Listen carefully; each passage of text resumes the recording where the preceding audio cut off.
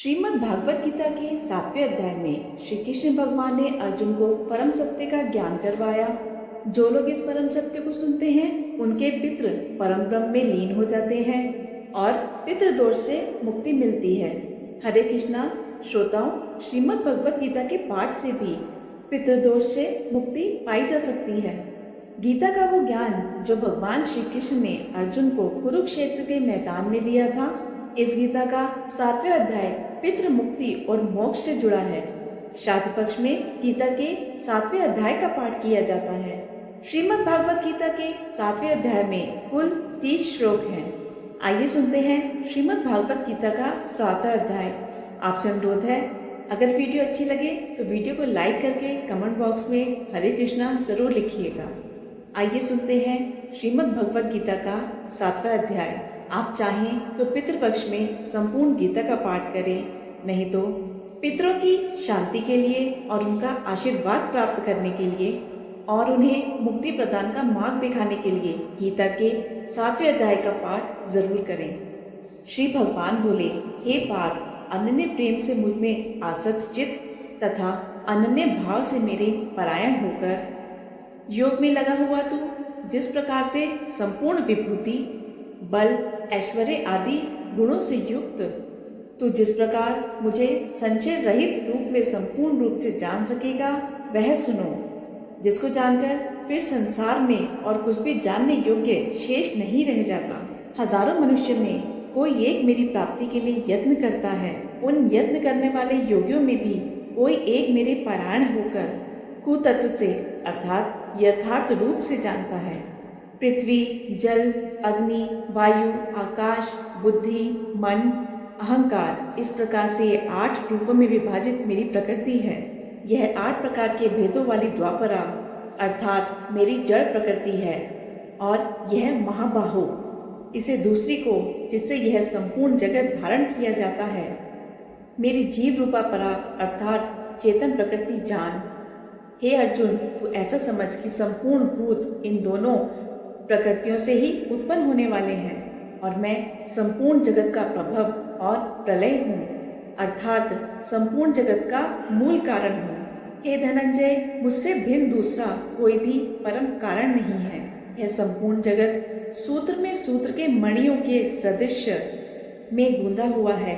हे अर्जुन, मैं जल में रस हूँ, चंद्रमा और सूर्य में प्रकाश हूँ, संपूर्ण वेदों में ओंकार हूँ, आकाश में शब्द और पुरुषों में पुरुषत्व हूँ। मैं पृथ्वी में पवित्र स्पर्श, रस, रूप, गंध से इस प्रसंग में इनके कारण रूप जन्मात्माओं का प्रकरण है। इस बात को स्पष्ट करने के लिए उनके साथ पवित्र शब्द जोड़ा गया है।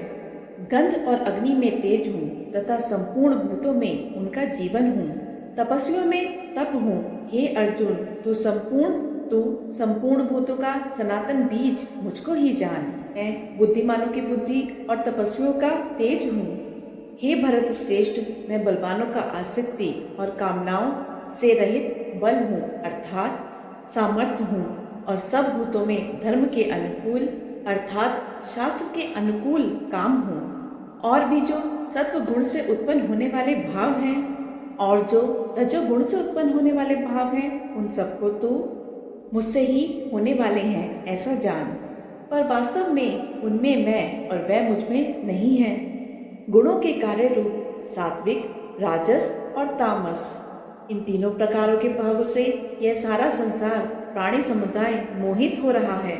इसीलिए इन तीनों गुणों से परे मुझ अविनाशी को नहीं जानता, क्योंकि यह अलौकिक अर्थात अति अद्भुत त्रिगुणमयी मेरी माया बड़ी दुस्तर है। लेकिन जो पुरुष मुझको ही निरंतर भजते हैं, वह इस माया को लांघ कर जाते हैं अर्थात संसार से टल जाते हैं। माया द्वारा जिनका ज्ञान हरा जा चुका है, ऐसे आसुर स्वभाव को धारण किए हुए मनुष्यों में नीच, दूषित कर्म करने वाले मूल लोग जो मुझको नहीं भजते।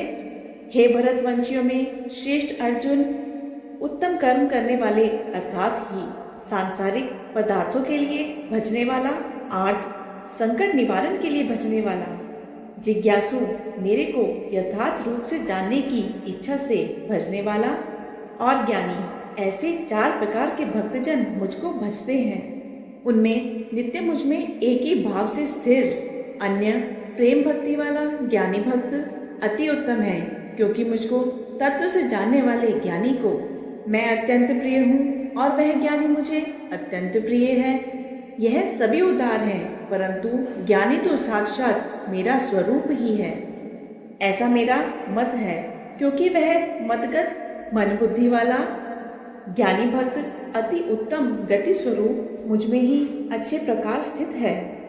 बहुत जन्मों के अंत में तत्व ज्ञान को प्राप्त पुरुष सब कुछ वासुदेव ही है, इस प्रकार मुझको भजता है। वह महात्मा अत्यंत दुर्लभ है। उन भोगों की कामना द्वारा जिनका ज्ञान हरा जा चुका है, वह लोग अपने स्वभाव से प्रेरित होकर उस नियम को धारण करके अन्य देवताओं को भजते हैं, अर्थात पूजते हैं।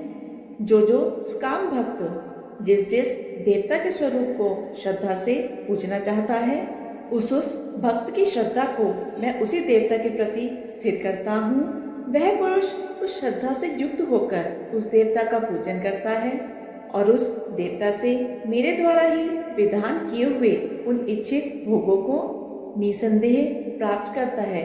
परंतु उन अल्प बुद्धि वालों का वह फल नाशवान है तथा वह देवताओं को पूजने वाले देवताओं को प्राप्त होते हैं और मेरे भक्त चाहे जैसे ही भजे, अंत में वह मुझको ही प्राप्त होते हैं।